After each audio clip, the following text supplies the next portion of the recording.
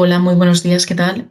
Bueno, en primer lugar, muchas gracias a las personas que os habéis inscrito y también a las personas que estáis aquí y que también nos han informado que os iréis uniendo un poquito más tarde seguramente. Bueno, como sabéis, para las personas que ya conocéis el Cyber Lunch, es una ronda de conversaciones una vez al mes, en el tercer o cuarto miércoles o jueves de cada mes, durante una hora, para hablar de una temática que afecta al ecosistema de la ciberseguridad en España y en particular en el día de hoy contamos con un ponente, vamos, de primer nivel que además está tocando justamente el tema que vamos a tratar de primera mano, que es Javier Gil Ruiz. Él es jefe de área de ciberseguridad en la Secretaría General de Sociedad Digital, en la SEDI, en la Secretaría de Estado de Digitalización e Inteligencia Artificial, en la Vicepresidencia Primera. Y bueno, cuando contacté con Javier Gil Ruiz, teníamos mucho interés en hablar con él y que participara en el Cyber Lunch porque para las personas que no hayáis estado en rondas de conversación anteriores, siempre buscamos personas que traten un tema muy específico y que estén en alguna institución que pueda ser de interés para generar conversación pública, ¿no? Entre el sector público, privado y también la sociedad civil. Entonces, hemos tenido pues, personas hablando de este tema de la cumbre de la OTAN y la ciberseguridad, la percepción de la ciudadanía de los ciberriesgos. También hemos contado con personas a cargo de CSIRT y CERT en empresas privadas y también sobre la regulación DORA en el Banco de España. En ese sentido, la sesión de hoy de lo que va a tratar es sobre uno de los retos de la presidencia española del Consejo de la Unión Europea, que como algunos de vosotros sabréis, empieza en julio y termina en diciembre, lo cual es de interés, ¿no? Porque siempre es bueno que un Estado miembro, en particular en el caso español, ostente esta presidencia y al mismo tiempo presenta varios retos, ¿no?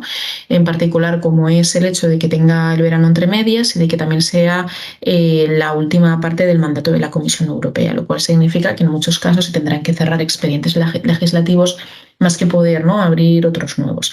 Y justamente hablando de estos expedientes regulativos, es esa la razón por la cual tenemos aquí a Javier Gil Ruiz, al cual estamos muy agradecidos por haber estado dispuesto, ¿no?, y con la disponibilidad para participar. Y él está tratando un expediente legislativo que creo que es de primer nivel y de primera consideración, como es la propuesta de reglamento de ciberresiliencia, ¿no?, la CRA, ¿no?, como se conoce en sus siglas en inglés. Así que, como sabéis, en esta sesión siempre intentamos hacer los temas de manera divulgativa y después ya en la ronda de preguntas y comentarios ya podemos enfatizar en el detalle. Así que nada, Javier, ya te doy la palabra. Gracias. Muchas gracias, Raquel. Voy a compartir en mi pantalla una presentación que tengo hecha para facilitar un poco esta charla. A ver,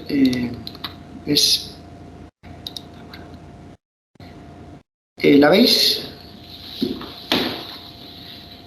Bueno, Sí, muy sí, bien. perfecto. Muchas gracias. Perfectamente. Pues como muy bien ha dicho Raquel, se acerca la presidencia española del Consejo. Los Estados miembros asumen la presidencia del Consejo por turnos de 6 meses, según un sistema de rotación igual y orden determinado. El Tratado de Lisboa creó la figura de los tríos, grupos informales de 3 presidencias que se coordinan para dar continuidad a los trabajos a lo largo de 18 meses. España inaugura, como hizo en 2010, un trío que completarán sucesivamente Bélgica y Hungría a lo largo de 2024. A ver, un momento.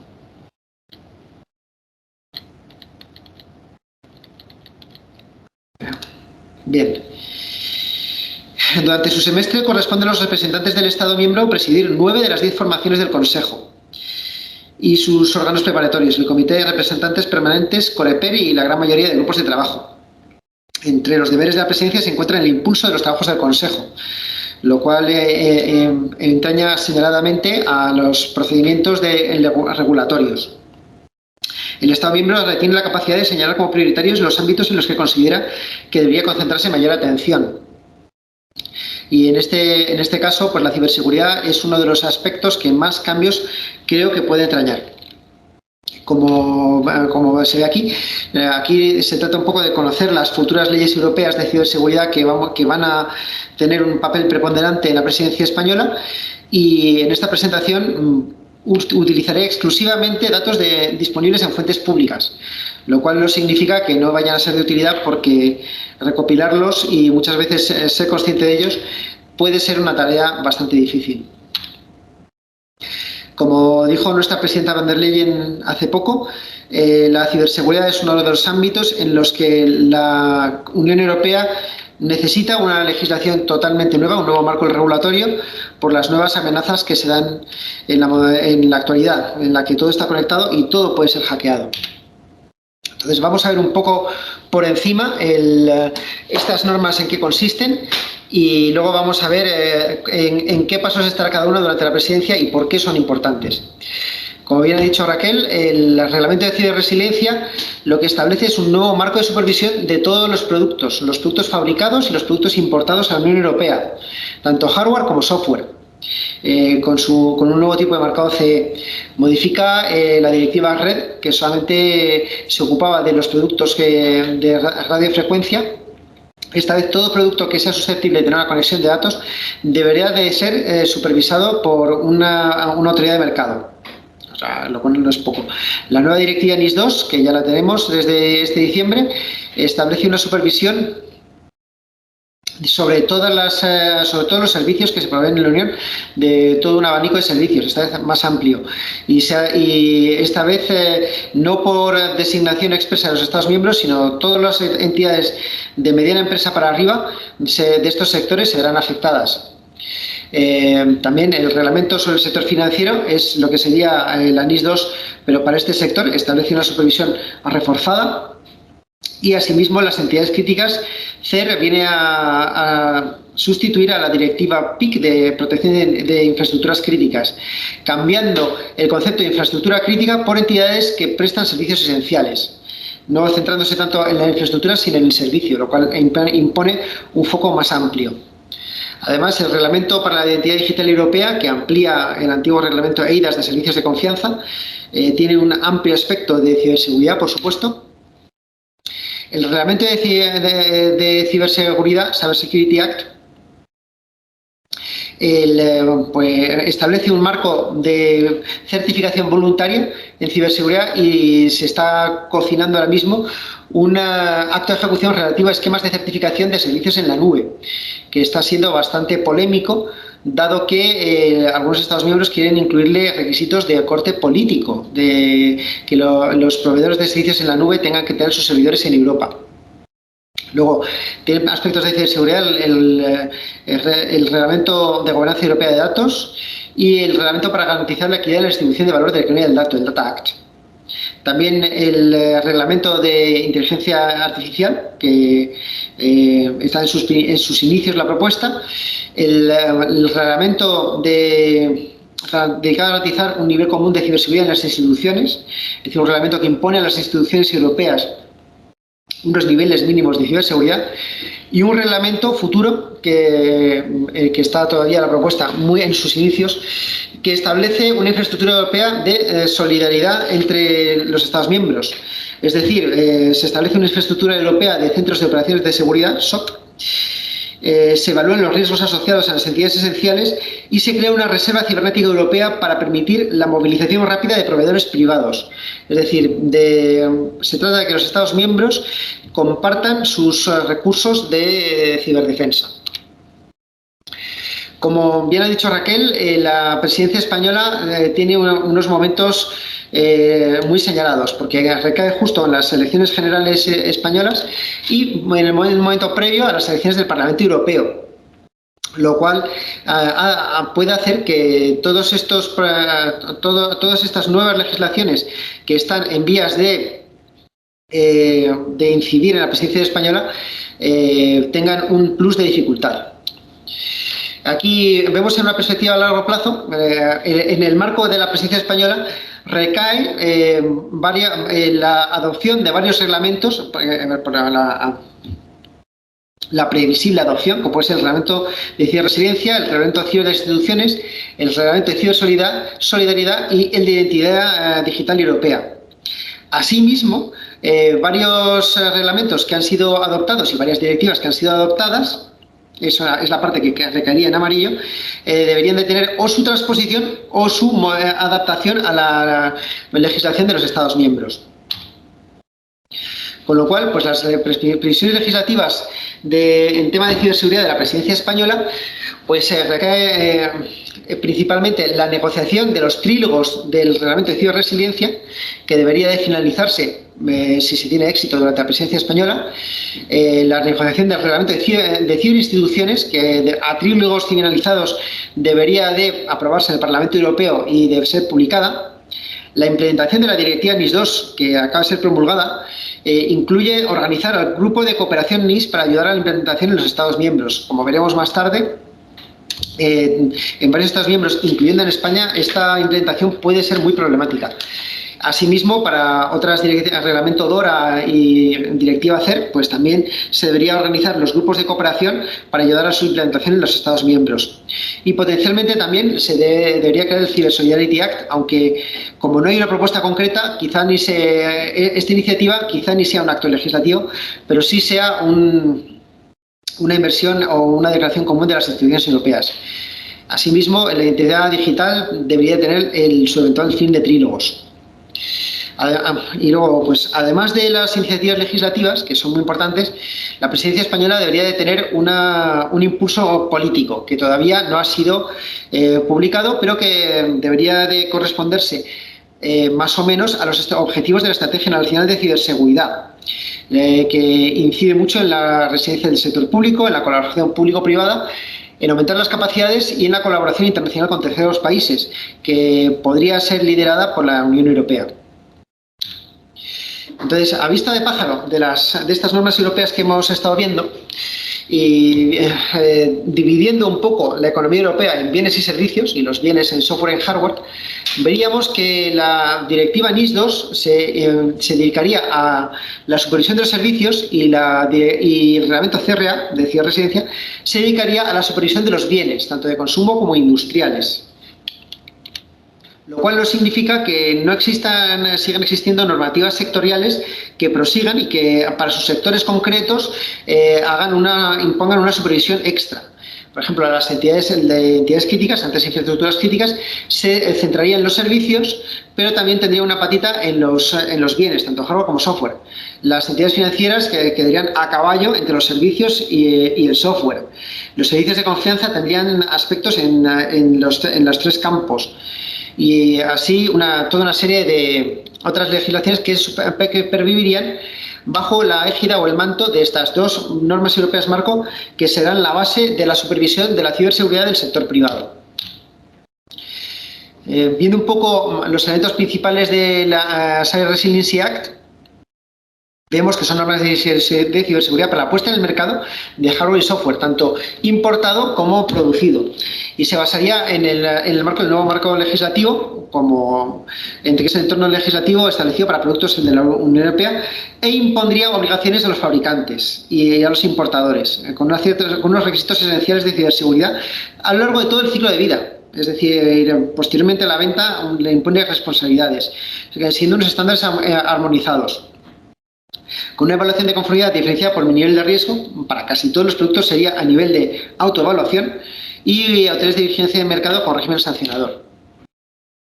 Se aplicaría a los elementos digitales, hardware y software, pero no a los proyectos no comerciales ni a los servicios, salvo a aquellos servicios estrictamente dirigidos a un producto hardware concreto. Las obligaciones de los fabricantes serían a lo largo del ciclo de vida, tanto en la fase de diseño y desarrollo como en la fase de mantenimiento de los 5 años durante la vida útil del producto, y posteriormente también continuarían las obligaciones de avisar de las vulnerabilidades. Asimismo, la directiva NIS2, cuya implementación su transposición debería de hacerse en los 21 meses posteriores al diciembre pasado, es decir, cae directamente para la presidencia española, afecta a muchísimas más entidades, se amplía el número de entidades supervisadas. En casi todos los servicios se incluyen automáticamente las empresas medianas o mayores de una gran pleta de servicios, y se tienen ya dos tipos de entidades. Las entidades cuya supervisión sería ex ante deberían de certificarse en ciberseguridad ex ante o hacer una autoevaluación ex ante, y las importantes que tienen supervisión ex post. Asimismo, el reglamento CRA se aplica a los productos con elementos digitales, o sea, capaces de establecer una conexión, tanto hardware como software, y aplica a los bienes industriales y bienes de consumo, con lo cual debería de tener una supervisión con el Ministerio de Industria, el Ministerio de Consumo y asimismo la Vicepresidencia Primera, dado que la Secretaría de Estado de Digitalización e Inteligencia Artificial, que tiene competencias sobre software, está en este ministerio, y también la Secretaría de Estado de Telecomunicaciones, que tiene también competencias directas en este ámbito. Sus objetivos son crear condiciones para productos seguros y también condiciones de información a los usuarios para la ciberseguridad. La supervisión tendrá un solape con la NIS y la NIS2, y por lo tanto el reglamento CRA tanto su negociación como redacción deberían de tener un ojo especial a este ámbito. Entonces, en España tenemos una proliferación de autoridades sectoriales y una serie de problemas para estas directivas. Y muy bien, muchas gracias. Con esto acaba mi presentación. Y pues nada, este es un ámbito muy amplio en el que supongo que tendréis preguntas. Quiero incidir que es un ámbito que tendrá graves repercusiones sobre el sector privado, dado que tanto si se trata de una empresa dedicada a producir bienes como a producir servicios, deberá de incluir nuevos requisitos de ciberseguridad. Muchas gracias. Muchas gracias, Javier. Y bueno, la verdad que creo que ha sido una exposición muy detallada, así que bueno, yo tengo muchas preguntas. Mientras esperamos a que las personas puedan levantar la mano, si quieren también pueden activar el micro y me parece que también la cámara. Que ahí vamos a sentidos libres de levantar la mano. Mientras tanto, pues te quería hacer un par de preguntas. En primer lugar, sobre la propuesta de reglamento de ciberresiliencia, has mencionado en un momento el tema de los estándares armonizados a seguir y de la evaluación de la conformidad diferenciada por nivel de riesgo. No sé si podrías explicar un poco más esta evaluación de la conformidad y las diferencias por nivel de riesgo. Por supuesto, por supuesto. Es uno de los ámbitos más importantes de esta nueva norma. A ver, para explicar esto, estoy ahora mismo introduciendo una nueva presentación. A ver, un momento, por favor.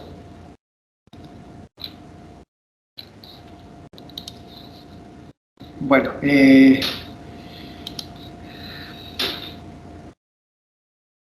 no parece ser, a ver, un momento, no parece ser posible. Un segundo, por favor.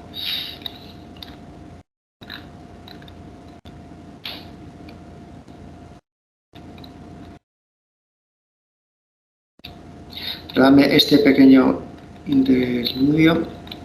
Nada, no te preocupes. Sí, vale.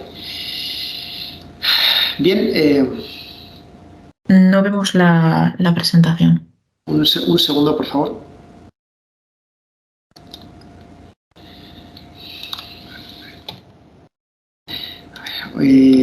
Si me des un minuto.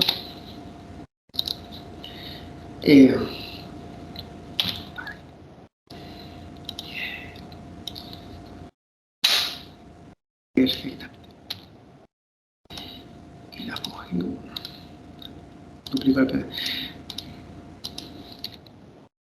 Vale. Perfectamente. Vale.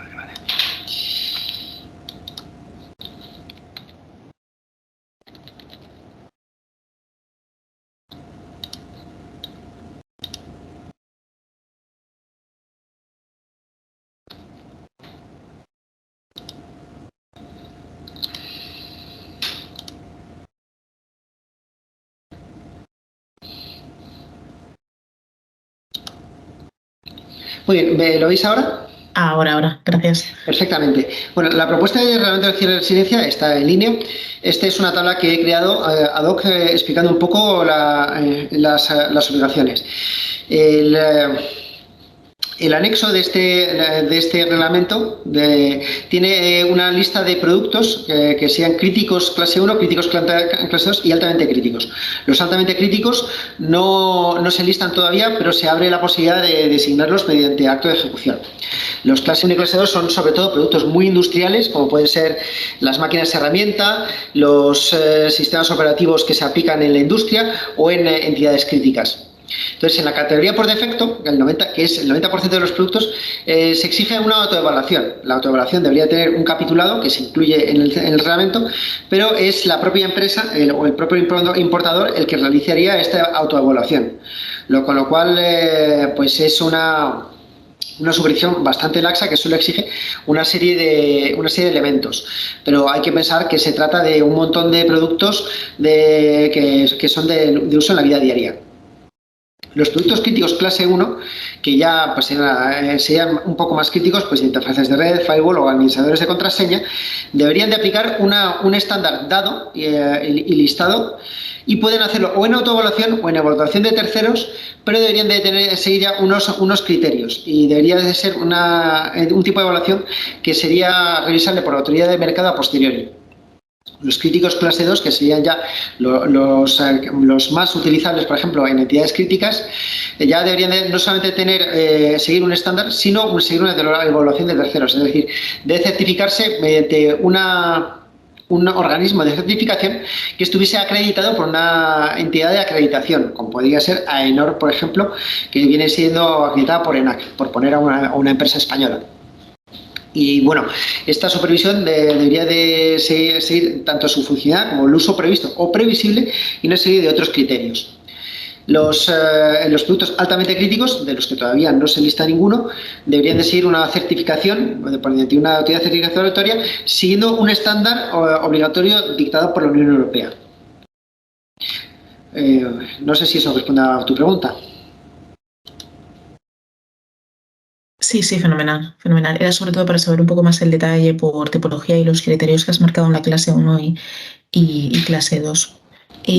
Vale, tenemos una pregunta de Alfonso Bilbao. Pregunta al orador, ¿la directiva sobre resiliencia de entidades esenciales, el CER, implicará una nueva redacción de la legislación PIC de la protección de infraestructuras críticas en España para su transposición? Y en caso afirmativo, ¿se prevé que se lleve a cabo el Ministerio del Interior?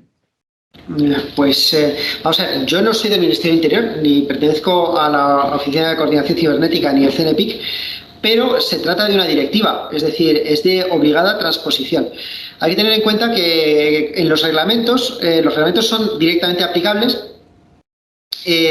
pero aún así suelen, como por ejemplo el CRA, pero aún así suelen exigir la adaptación a la normativa del Estado miembro, pues por ejemplo con el caso del CRA designando una autoridad de mercado como poco y añadiendo los flecos que sean necesarios. En el caso de una directiva la obligación es, la transposición es totalmente obligatoria, por supuesto, y además hay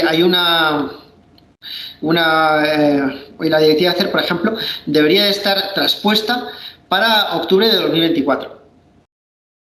Con lo cual, pues existe un plazo similar al de la directiva NIS 2 de 21 meses. Y obviamente, según criterio del Consejo de Estado y del Ministerio de Asuntos Económicos, la entidad que ha ayudado a la representación permanente en Bruselas, la entidad ministerial, en la negociación en Bruselas de la norma europea, es la encargada de la transposición. Y en este caso no me cabe duda de que será el Ministerio de Asuntos Interiores. Ministerio Interior, perdón. Vale, fenomenal. Laura Torres nos envía una pregunta que nos han enviado y que dice que la Unión Europea acaba de aprobar en diciembre pasado la Declaración de Derechos Digitales, aspecto en el cual España, a través de la SEDIA, fue pionera. Uno de los derechos explicitados es aumentar la seguridad, la protección y el empoderamiento en el entorno digital, en particular con respecto a los jóvenes. ¿Tiene previsto la SEDIA impulsar este aspecto de alguna forma aprovechando la presencia de la Unión Europea? Imagino que también se refiere a nivel de concienciación o con medidas específicas. Sí. Vamos a ver, por supuesto, la SEDIA tiene un gran papel en este ámbito, pero no tanto en el marco de la presidencia europea, porque eso, aunque si existen iniciativas europeas no legislativas en este aspecto se potenciarán, por supuesto. Como he explicado ya en la presentación, los objetivos políticos de la presidencia española en el ámbito de la ciberseguridad todavía no han sido publicados, pero seguirán a grandes rasgos la Estrategia Nacional de Seguridad y el Plan Nacional de Ciberseguridad. Y en ambos, este ámbito de la concienciación y del empoderamiento, y tanto de la población en general como de los jóvenes, tienen una serie de actuaciones en las que tienen un papel preponderante en la SEDIA, sobre todo por medio del INCIBE. Vale, perfecto. Sí, de hecho, tuvimos en septiembre a Rosa Díaz, en ese momento ella era directora del ONSI, anteriormente directora del INCIBE, y tratamos este tema por si a algunas personas nos interesa, lo tenemos publicado en la página web con las conclusiones principales. Después, a ver, tenemos otra pregunta, porque Maite Arcos me dice que no puede escribir por el chat, así que transmito su pregunta. Una de las cuestiones más demandadas por las empresas sujetas a la NIS 1 es la existencia de una ventanilla única para las notificaciones de incidentes de seguridad. ¿Crees que será posible avanzar en ese sentido, aprovechando la necesidad de modificar la ley española a raíz de la transposición de la NIS 2?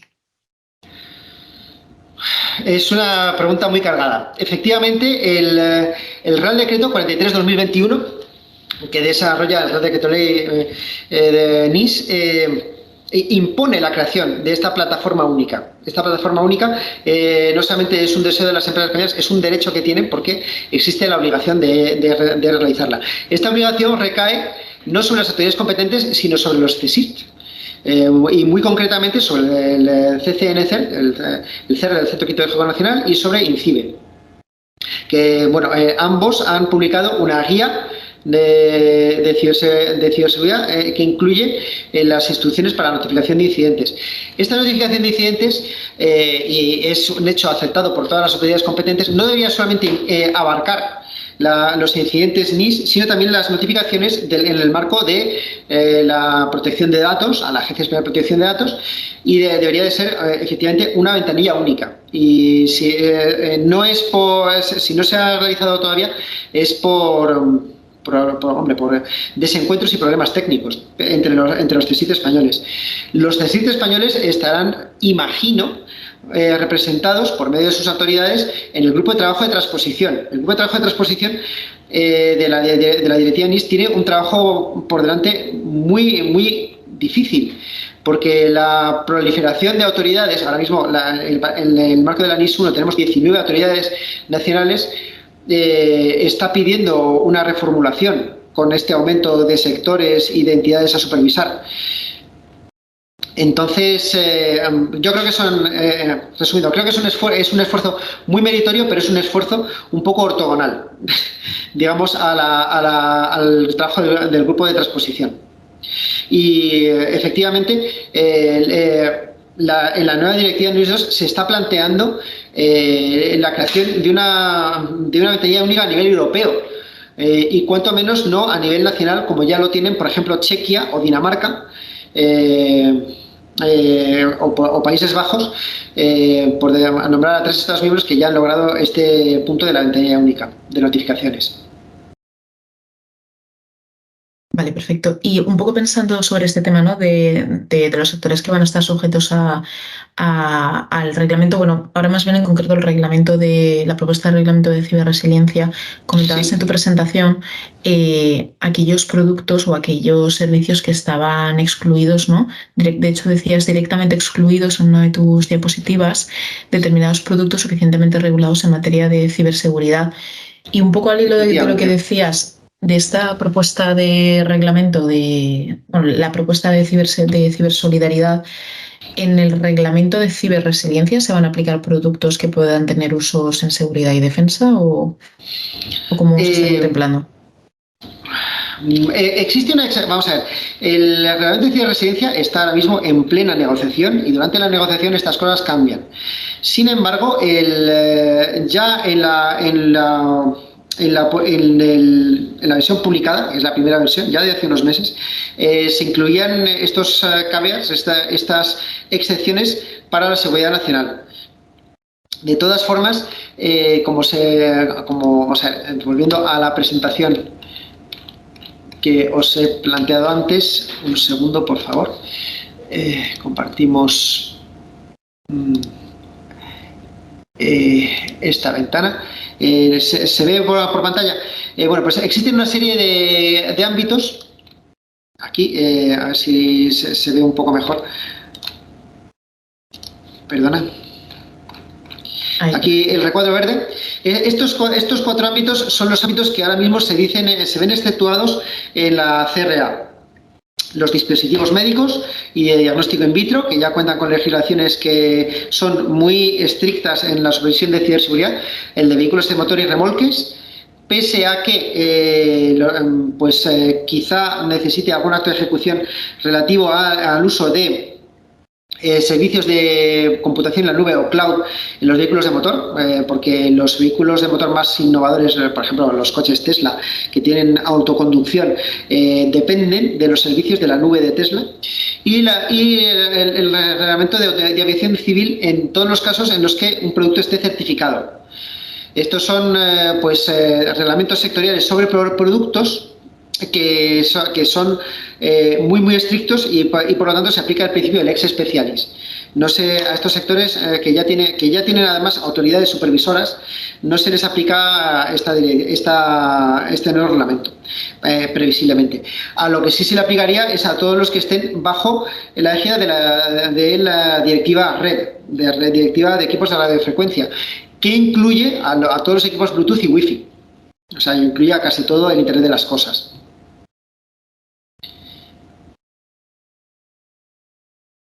Vale, perfecto, muchas gracias. Y después, justamente estabas comentando antes, ¿no? Temas de quién sería pues, las autoridades a cargo de estas propuestas legislativas. En el caso del reglamento de ciberresiliencia, ¿cómo se espera que sea en España la coordinación a nivel institucional? Es decir, ¿quién estaría más a cargo de ostentar, ¿no? el rol central sobre el CRA y qué otros órganos podría haber en la medida en que puedas comentar, por supuesto? Es una pregunta cargada, es difícil de responder. Voy a responder con lo que sé. Por lo que sé, y por ahora, tanto las telecomunicaciones, lo cual incluiría las comunicaciones por cable y las comunicaciones Wi-Fi de la directiva red, como la ciberseguridad, son competencia de la Administración Central. La ciberseguridad lo es y ha sido reforzada esto por sentencia del Tribunal Supremo. Con lo cual se trataría de una autoridad de supervisión de nueva creación o varias autoridades de supervisión de nueva creación que se verían adscritas a algún ministerio.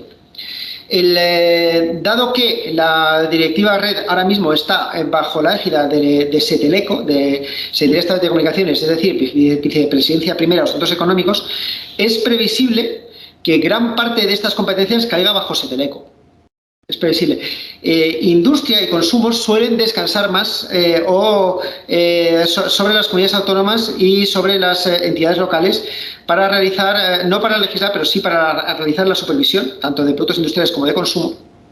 Y por lo tanto sería más difícil que recayese. Y también sobre las SEDIAS, sobre la Secretaría de Estado de Diferencia y de Inteligencia Artificial, imagino que recaería la supervisión del software. Un punto importante a destacar es que la supervisión del software se parece más a la supervisión de los servicios que a la supervisión de los bienes. En tanto en cuanto a la supervisión de los bienes, en la supervisión de los bienes se aplica el principio de punto de entrada en la Unión Europea. Es decir, el Estado miembro por el cual entra el bien en un punto, por ejemplo, un puerto o aeropuerto, es sobre ese Estado miembro recae la supervisión del mercado CE de este bien y ya existe libre tránsito dentro de Europa. En los servicios esto no es así. En los servicios se considera que en Internet no se puede supervisar, no hay un punto de entrada en la Unión Europea, concreto, así que se aplica el principio de main establishment, de establecimiento principal o representante legal.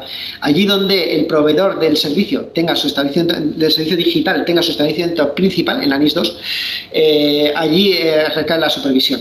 Y en el software es imaginable que se realice de la misma manera, dado que el software ahora mismo se descarga, con lo cual es difícil o imposible establecer un punto de entrada físico en la Unión Europea del software.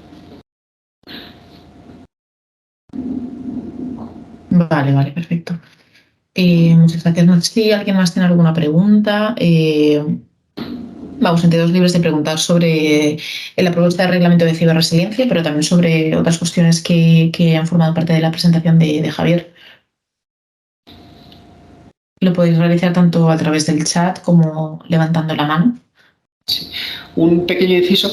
Uno de los temas candentes del reglamento de ciberresiliencia es que, como los bienes pueden entrar en la Unión Europea por cualquier Estado miembro, se plantea la necesidad de compartir, de hacer un pooling de recursos de supervisión, porque pueden ser Estados miembros muy pequeños en los que entren los bienes y que no puedan realizar una supervisión efectiva. Y este punto, el pooling de recursos, el compartir recursos, enlaza muy bien con otras normas, como en la de las instituciones, en la propuesta de Cyber Solidarity Act, o sea, una cierta solidaridad entre Estados miembros y entre las instituciones europeas para afrontar unas cargas de supervisión masivas que se nos plantean. Claro, porque justamente por eso, cuando comentabas antes que el CRA iba a afectar tanto a los productos fabricados como importados a Europa, imagino que eso también va a incidir en la forma en que, por ejemplo, los productos que se fabrican en España se relacionan, vamos, básicamente la relación bilateral con terceros países, pienso sobre todo con América Latina y el Caribe, es decir, el cumplimiento normativo que va a haber tanto de los productos que se puedan importar en su caso de América Latina como de aquellos productos o incluso de aquellas empresas latinoamericanas que puedan estar ubicadas en España.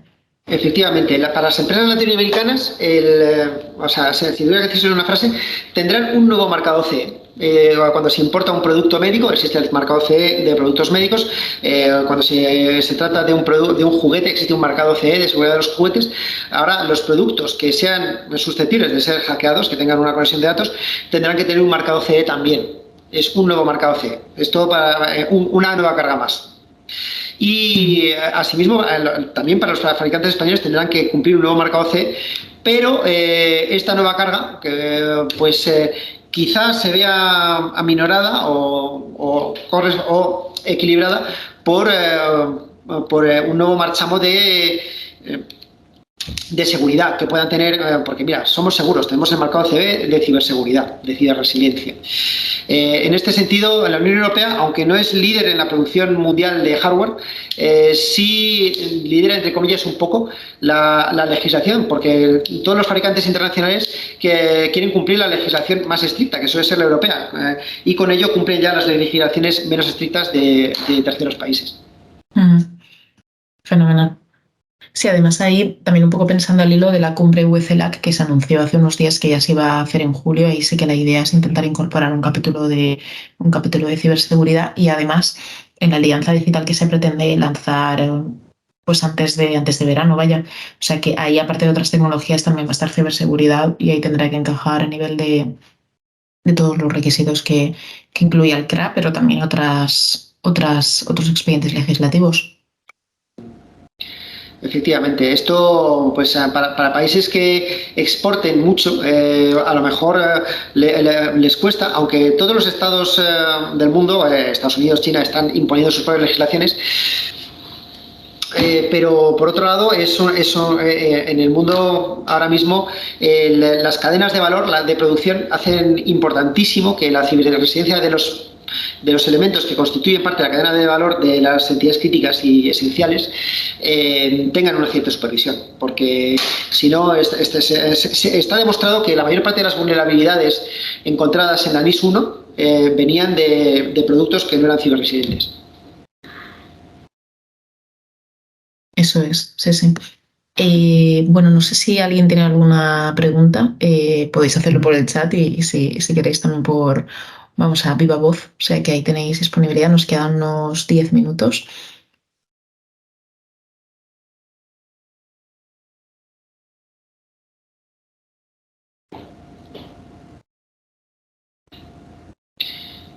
Normalmente la gente realiza más preguntas, ¿eh? Pero imagino que este tema también es Sí, tan sí. sumamente técnico y específico que... Es un tema técnico y específico. Dice, por un lado, me estarán escuchando funcionarios a los cuales, bueno, pues interesa, pero la presidencia española tiene muchas patas, muchas...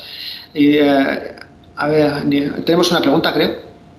Sí, de Carmen Sánchez de Digitales, la directora de regulación. A nivel de gobernanza, ¿cómo se van a coordinar las propuestas de cada departamento ministerial respecto a la presidencia?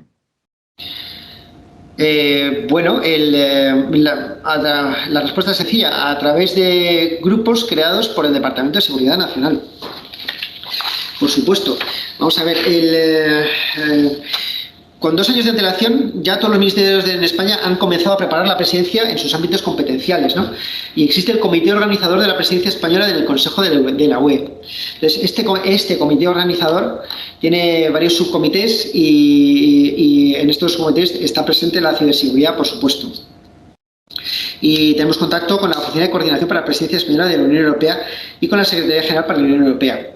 Pero, aparte en el marco de la Presidencia Europea, todos estos procesos legislativos deben de tener una estrecha coordinación entre sí. Como por ejemplo la transposición de la NIS 2 y de la directiva CER, pues son 2 normas que se hacen referencias mutuas. La directiva CER referencia a la directiva NIS 2, porque dice que en el ámbito de la ciberseguridad tienen competencias las entidades supervisoras de la directiva NIS 2 y asimismo la directiva NIS 2 habla de entidades y sectores de alta criticidad y se comparten anexos. Con lo cual, los grupos de trabajo que las transpongan en España deben de tener contacto entre sí. Y, de hecho, imagino incluso que si se hicieran mediante un solo grupo de trabajo, esto sería, aunque no creo que sea así, esto sería muy positivo porque al fin y al cabo se ahorra trabajo.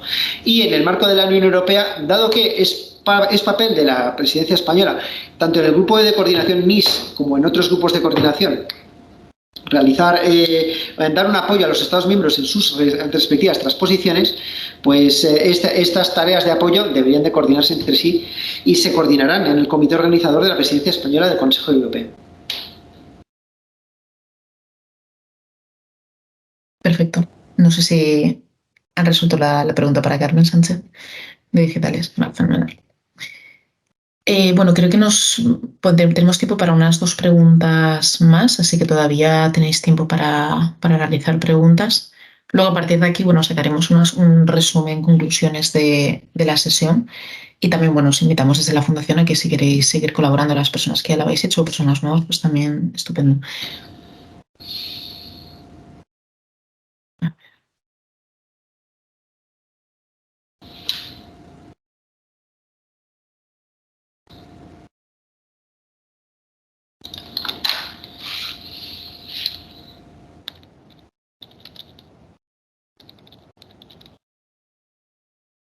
Bueno, vale. Sí.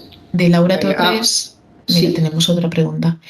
En esa labor de implementación del reglamento de servicios digitales, ¿existe una previsión sobre qué órgano será el coordinador de servicios digitales que centralizará la aplicación de dicho reglamento y qué conexiones ves en la aplicación de la TSA con los derechos digitales tanto a nivel UE como español?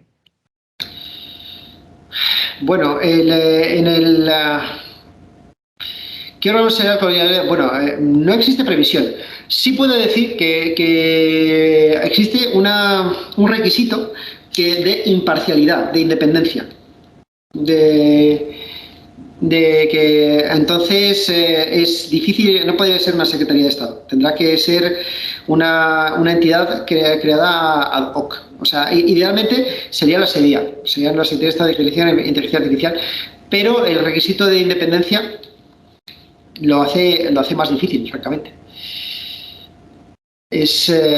Pero es un tema que, o sea, vamos a ver, el reglamento DSA, su adaptación a la legislación española, está siendo centralizada por mis compañeros en la SEDIA, pero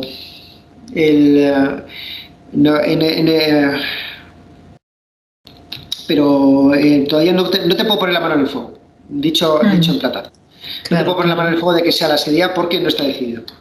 Claro, ahí también hay una cuestión que es que cuando se anunció el lanzamiento de la Agencia Europea para la Supervisión del Algoritmo, Ahí, cuando hace unas semanas salen unas ofertas de trabajo y entonces la descripción lo que marcaba era que se iban a encargar de la implementación y supervisión de la DSA, entre otras cuestiones, que esta agencia europea va a estar ubicada en Sevilla. Entonces, por lo que tú comentabas, no va a estar, digamos, como la supervisión de la DSA en la SEDIA, quizás podría ser, Eh, vamos, o sea, yo hablo desde Tampoco te mi... digo que no lo vaya a estar. Y siento Ya. no ser más prolijo. Sí puedo decir, por ejemplo, que en la Data Governance Act, sí, la DGA, la autoridad sí se plantea que sea la SEDIA, seguro.